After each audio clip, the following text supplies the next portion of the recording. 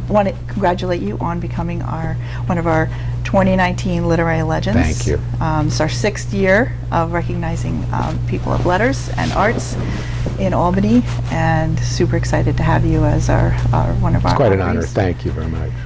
We do have our gala coming up October 19th at the Washington Avenue branch. That will be our biggest gala because that's a huge space, so we're excited about honoring you. And we have 2 poets as well. Dan Wilcox, I don't know if you know Dan. I do. I know Dan from the neighborhood Right. and from Albany. He's an icon of Albany. And Lynn Lifshin. Right, I read her poetry for many years. Who is a huge sensation with poetry. So and we also have a couple events coming up related to the Literary Legends, so which we're excited about. The Evening with the Author is our next big event, May 30th, which you'll be at. So, but yeah, so we're excited to talk to you about your writing. You've interviewed world leaders, including Richard Nixon, Shimon Peres, Mikhail Gorbachev, just to name a few, unimportant people. Written many biographies and novels, and most recently is Nothing is Forgotten, which I have a signed copy of that. A thriller about the connection between the Holocaust and the Cold War, which is just such a cool topic, which was published last spring. Mm-hmm. And you were born in Newark, New Jersey. Give a shout out to Jersey. Yes, I was. And studied at the University of Albany. I sure did. Which is where a lot of people have, including myself. Right. So yeah, I just love to hear what the year has been like since that book came out. Well, I did a lot of touring. I'm still doing touring. I'm doing a keynote address at the Providence Book Festival, and I'm still I do a lot of book clubs, mm-hmm. and I'm working on another book, mm-hmm. which tends to take up a lot of my time. Okay. Can you tell us about that one? Sure. I'm writing about John F. Kennedy in the 1950s. Okay, so before he became president. Yeah. Okay. Which is really, in many ways, a more interesting time, and especially if you know what happened during his presidency, it shows you how tragic the whole thing was, and where he came from, and how he became who he was, and to some degree how the United States became what it has become between the 1950s and now. I've also been always very curious about his internal world. I mean, people write about him often with either disapproval or a sticker, and I've always been very curious about what went on inside of that guy and how that influenced not only his very odd behavior, but his presidency. Mm-hmm. So a lot of that. He was very early into Vietnam. He went to Vietnam in 1951. Saw very early that there was no way the French were going to win that war, and that you couldn't win a war there. And he came back and he gave a radio address, and he said, our traditional allies, the French and the British, are getting us into trouble. The Third World hates us. They think we're colonizers. We don't have any colonies. And what he saw very early on, not just there, but in Algeria and in the Middle East, he was really a genius. Why he didn't get to put some of that stuff into action, well, that's another question, maybe another book. But that's the part of him that I'm interested in. Okay. So it's nonfiction, or is it a novel? Well, it's going to be a novel. Okay. Because one of the areas that I'm curious about is the increasing presence of the CIA in shaping policy, which is a kind of a tricky thing because they really have supposedly no hand in policy. Mm. But of course, they're the people that supply all the information. Mm-hmm. So I watch Homeland, I know. I'm sorry? I watch Homeland, I know. Well, one of the things that was fascinating to me was in Eisenhower at the end of his administration, and Kennedy was running at that time, and he was being very critical of Eisenhower. Mm-hmm. He wanted to reach a détente with Khrushchev, and they had set up this summit where he was going to tell him, because Eisenhower was big on, why are we wasting all this money on weapons? And why are you wasting all this money on weapons? We can do better things with this money. Mm-hmm. At the same time, he was worried about what they were doing, so he had these U-2 flights going over, spy planes, which technically, as he knew, was an act of war. Mm-hmm. So the CIA assured him at 70,000 feet, these planes could not be shot down. So naturally, of course, the plane was shot down. Khrushchev wouldn't do the summit with him. It became, and the hardliners in the Kremlin won. So the Cold War took a terrible turn, mm-hmm. and it was all based on the fact that these guys assured him nothing had happened to this plane, which was absolutely ridiculous. Whether he would have stopped the flights, I don't know. But that's just a small example. Of course, the Bay of Pigs is the largest example, and Kennedy made that mistake. Mm-hmm. Mm-hmm. So that's sort of what the book deals with.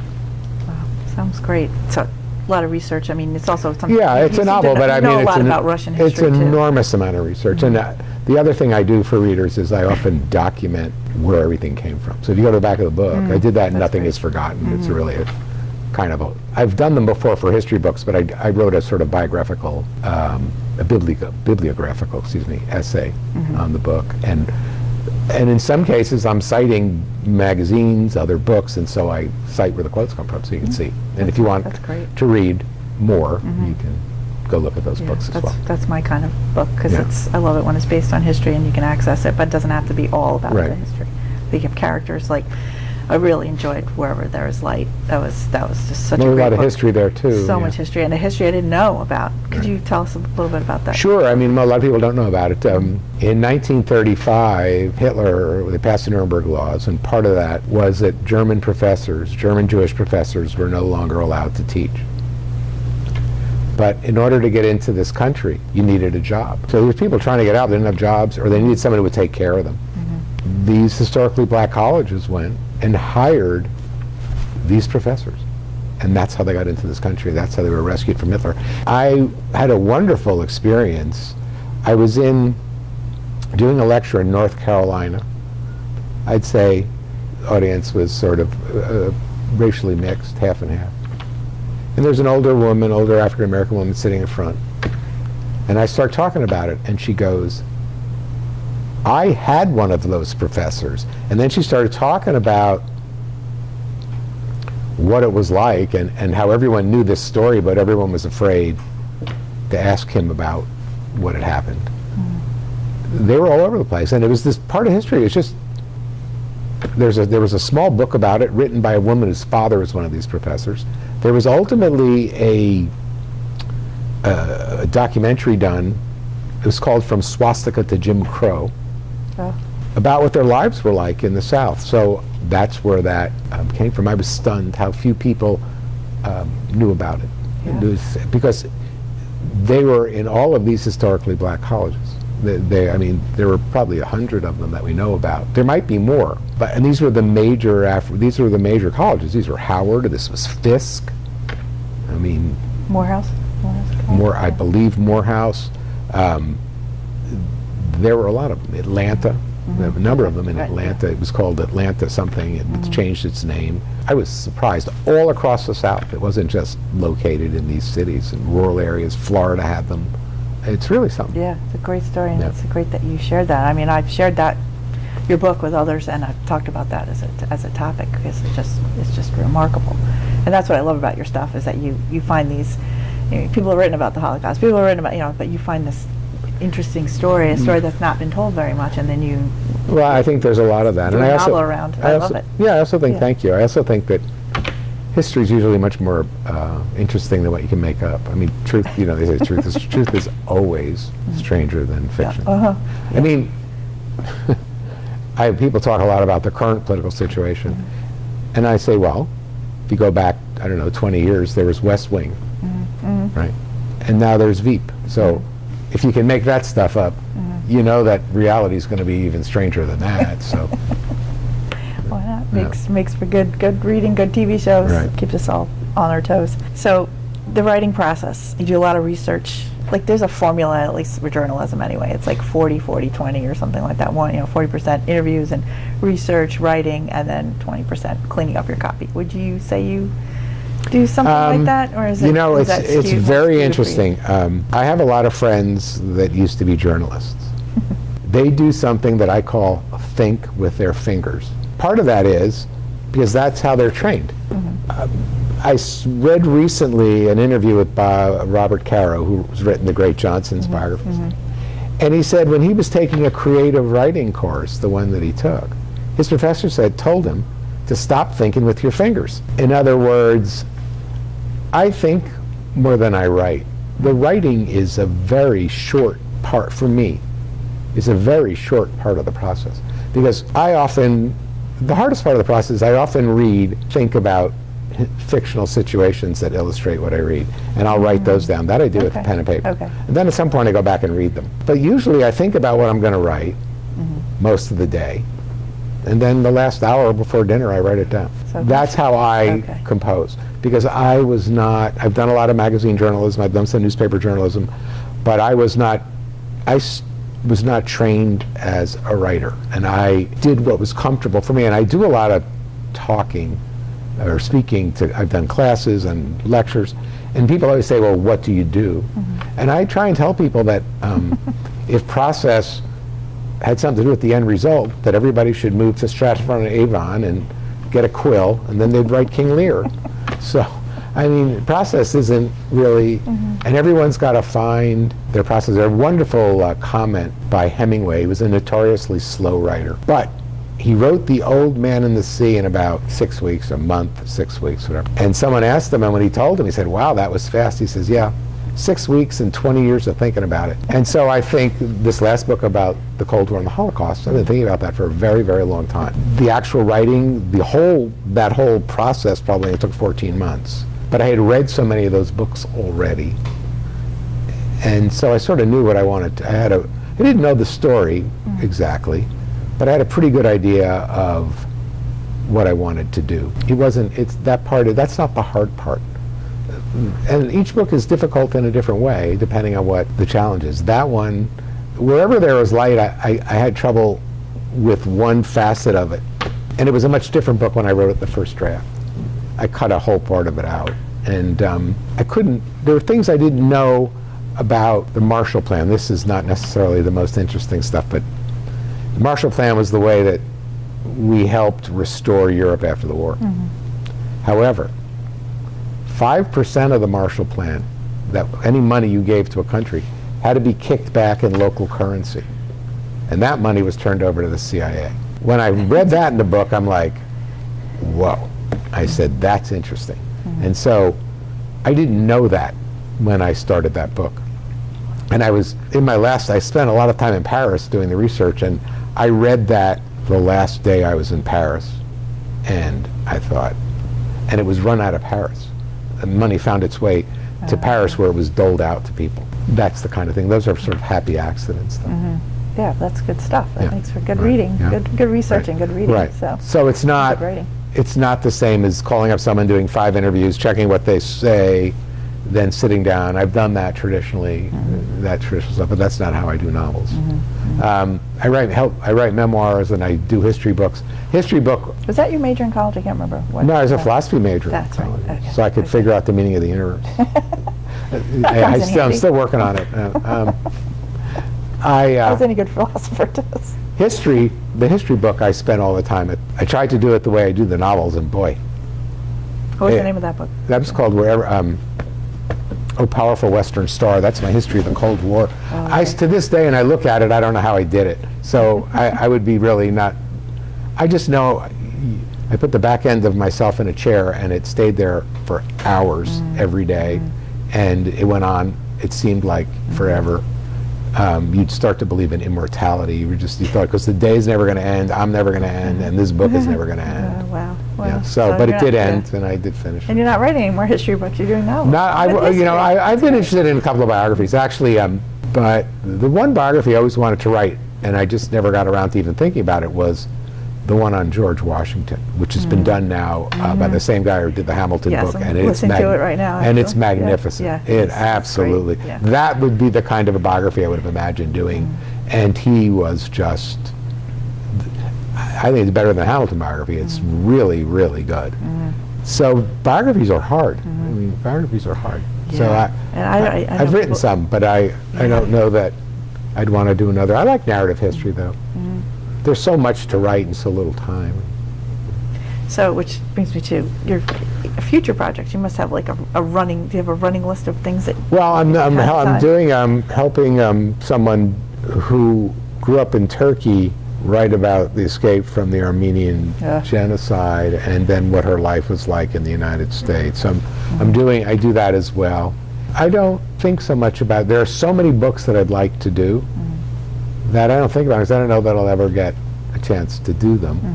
And I tend to be focused on what I'm doing at the moment, because you don't really know what you don't know until you start writing. And so what you find is that you get halfway through the book and you have to stop and read some books. So, but I kind of like that. I don't mind that. And you get to, you get to be good at Trivial Pursuit. Yeah, yeah. That's Really helps so your, true, yeah. really ups your game. And going to trivia. Right. Go to trivia. When I mentioned to you about collaborating with other people, I mean, you're doing one right now. I have done that. Yeah. I've helped people write memoir. I helped Joe Bruno write his memoir. Oh, that's right. I have a copy of that. Right. Oh, Yeah. Okay. So I enjoyed that. I learned an Yeah. awful lot. Yeah. That was a wonderful project. You learned an awful lot about the nuts and bolts of politics and at the state level and at the national level as well. It was he's a delight and he's very funny. And he'd been around for a very long time. Yes. To hear how these deals get done. The other thing that I thought was fascinating, you know it, but until you hear it, he had this, I always thought was interesting. He had a family member who was gay and had been with a partner, it was a really close friend actually, who had been with a partner for like 40 years. And when the issue of gay marriage, he thought it was a no-brainer. But his caucus couldn't support it because it would have cost guys seats or women's seats as well.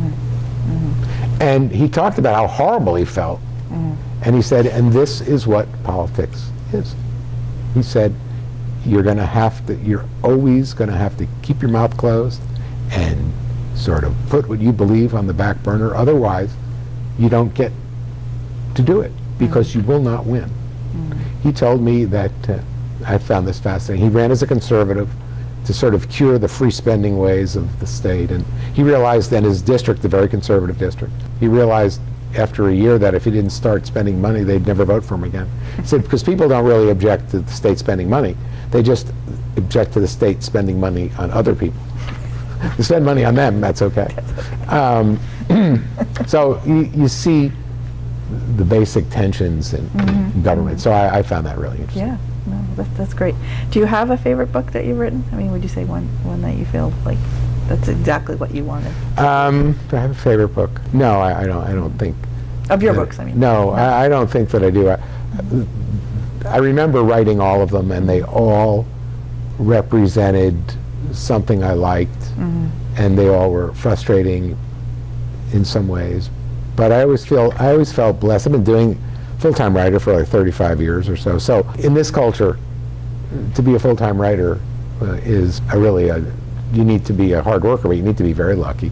So I've always felt blessed to do it. So I tend not to complain much because I know how lucky I am to get to do it. So What did you do before journalism? I had lots of odd jobs, and then I worked in journalism. I worked a little in journalism.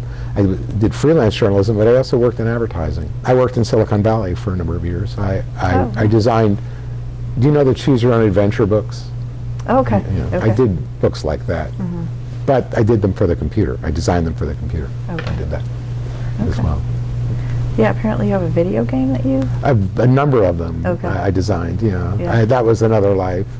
But that's sort of where I started, and I came back here and I worked for a magazine called Capital Region Magazine. Yes. And it was while I was there that I got my first book deal, so that, and then I just got book deals. Some of your, the Kennedy book, when do you expect that to?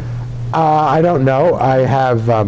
I'm taking my time. I write a lot of books under contract, but this one I'm not doing that way. So I don't know. I'm taking my time with it because I felt like, I also, in doing it, you realize you have to do something with his wife.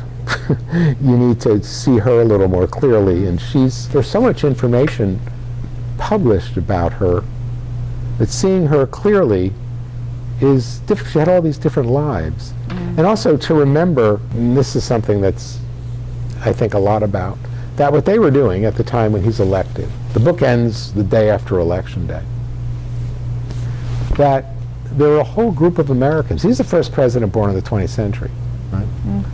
There are a whole group of Americans, that were doing exactly what they were doing with less money, of course, and not in such grand style and not on television, but they were having children. The women were often decorating their houses. The men were sort of moving along in their careers. They became emblematic of what was going on in America at the time. They captured the spirit of this time, so when he dies, the whole world changes. That generation. And it's sort of, when people talk about the 1960s, I don't really think they're talking about it. And I've written a book about one novel about the 1960s, but I always felt that what people really mean when they say the 1960s, it runs from November of '63, when he's killed, to August of '74, when Nixon resigns. That's the 1960s. And what goes on in this country in those years is unimaginable looking back. The first part of the 1960s is no different than the 1950s. I mean, Dr. King is on the cover of Time in 1955. Civil rights movement was already well up and going long before Kennedy got in the White House. Brown is in '54. It is a Supreme Court decision. Not much changes, but boy, after that, and then of course this decision to go to Vietnam, which is made in the summer of '65, and that just sort of changed the course of the country. Yep, truth is stranger than fiction, as you would say. Well, that and the differing place of women, which sort of turned the culture on its head. Because cultures, after all, to survive, are really dedicated to how men and women can get together, have children, and raise them. That's ultimately, otherwise you don't have a culture. Sustained a lot of shocks in those years, and the country was very divided on these questions, and the Vietnam War helped the first part of it, and then you had Roe v. Wade, which divided the country again. Meantime, the politicians were busy gerrymandering their districts. So why everyone is so amazed that we're at this point now is, I find interesting. You get old enough, you start to get calm, I suppose, because you see where all this stuff comes from. Doesn't seem so strange. Yeah. Well, understanding the history of things. So many people, I don't like history. It's boring, just a bunch of dates. I'm like, it's so important to understand. Well, that and reality. this thing this idea that's floating around now that you don't need to know. Facts aren't all that important now. My teachers didn't feel that way when I was in school. Yeah, I felt they were very important. Pretty darn important. On the tests, particularly. My parents said they were important too, because if I didn't do well on the tests, they didn't like that. So.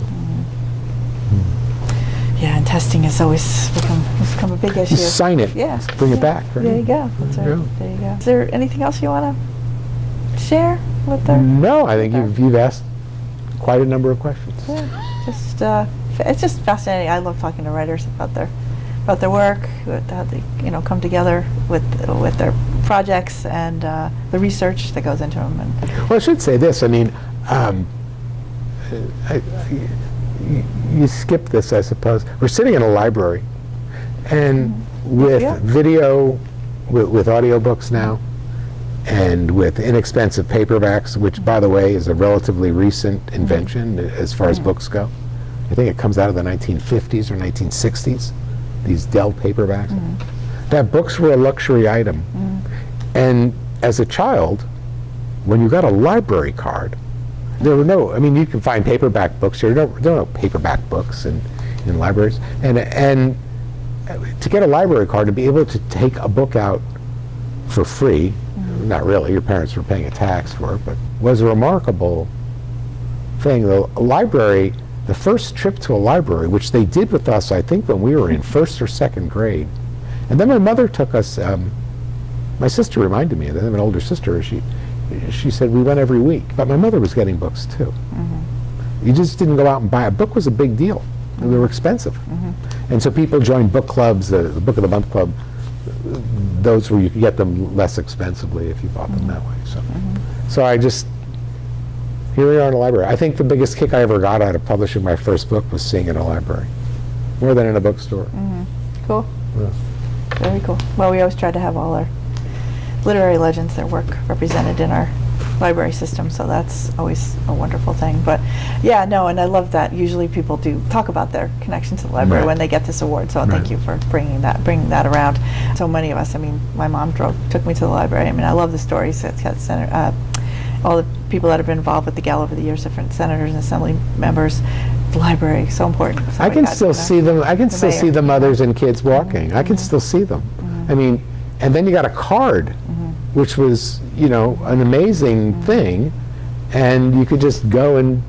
I remember the first book I ever read by myself. Wow, what was that? It was a biography of Lou Gehrig. Oh. And then I read a children's biography of George Washington. So it's very funny, you find as a writer that you find your interests pretty early. You don't realize it at the time, but they sort of stay with you forever. True. I loved the school library when I was a kid, and I used to read all the biographies. Right. It is, and libraries they're so important, and also the programs. I mean, I just found out we do 10,000 programs in Albany a year. 10,000 public programs in the Albany Public Library system. I think it's probably even more important now because the people read because there was no other way to consume information. I mean, it wasn't until Elvis, and this is late in the 50s, that really people started to go out and buy TVs. Even then, there wasn't a lot on. People read. And the other thing is, you can listen to the radio and read. And people listened to the radio a lot prior to that. So people, if you needed to know something, you had to read it. My mother never told us what words meant. Oh my gosh, that she bought a dictionary. Because you'd ask her like every 10 minutes, what does this word mean? So finally she bought a dictionary. She said, you could look it up. You can look it up. Wonderful, wonderful. Yeah, and you've been writing for many, many years, Yes. so it's awesome. And more years to come. You have lots of projects. So, but this has been great, Peter. Thank you so much, Look Holly, forward for to having working me. with you this year with as a literary legend of the Albany Public Library Thank you Foundation. again. Thank you.